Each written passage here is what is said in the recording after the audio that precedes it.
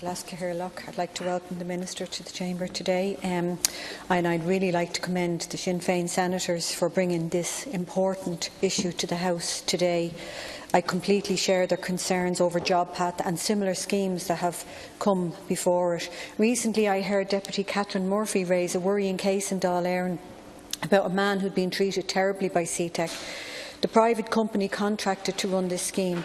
This man had some casual work but was always reliant on social welfare support. However, under threat of losing his welfare payments, he was made to participate in a JobPath programme that really was not suitable for him. He felt it was not linked to his skills and his goals, and it actually made it impossible for him to keep up the casual work that he did have. It meant he lost his work and then became fully reliant on social welfare.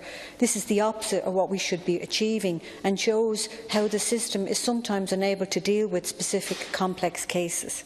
Similarly, while on the scheme, he was told not to accept an external employment offer, and when he ultimately did take one, he was asked to fill in forms, linking this to his participation in JobPath. He said he came forward and sought out Deputy Murphy as he felt a duty to highlight that this was happening.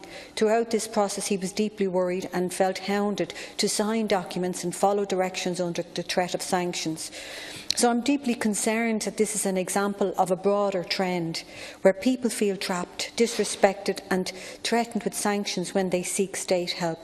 I'm sure many senators and deputies here may have seen the BAFTA-winning film I, Daniel Blake, and if you haven't seen it, you should go and see it. It's a fantastic film. It tells a tragic story of what it's like to be on the sharp end of these schemes.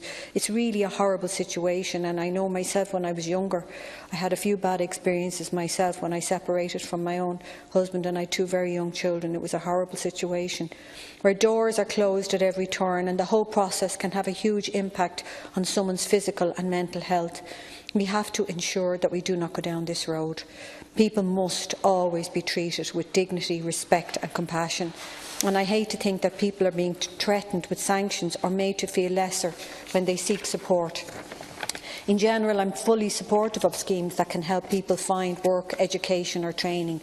And with respect to the counter motion tabled by Senator Buttimer, I know that many people have really benefited from these programmes when they meet their specific needs and goals.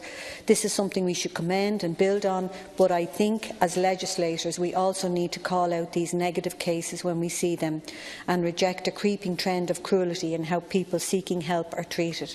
My CEG colleague Senator John Dolan has also previously raised in this chamber the difficulties that people with disabilities have had in this job activation programmes like JobPath, and we need to make sure these cases are not forgotten. The fact we are contracting out these schemes to private companies also raises serious risks of abuse.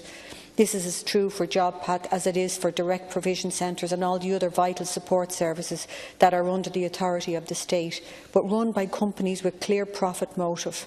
I totally support the calls for transparency in this regard, and the public has the right to know where our money is funding. In terms of the motion and the amendments tabled, I'd offered strong support for the concerns expressed by Sinn Féin and Fianna Fáil senators on this issue.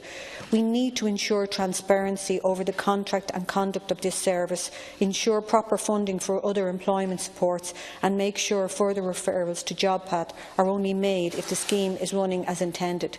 Similarly, the focus on extensive review, safeguarding and complaints mechanisms is in an alternative motion from Fianna Fáil is also hugely important.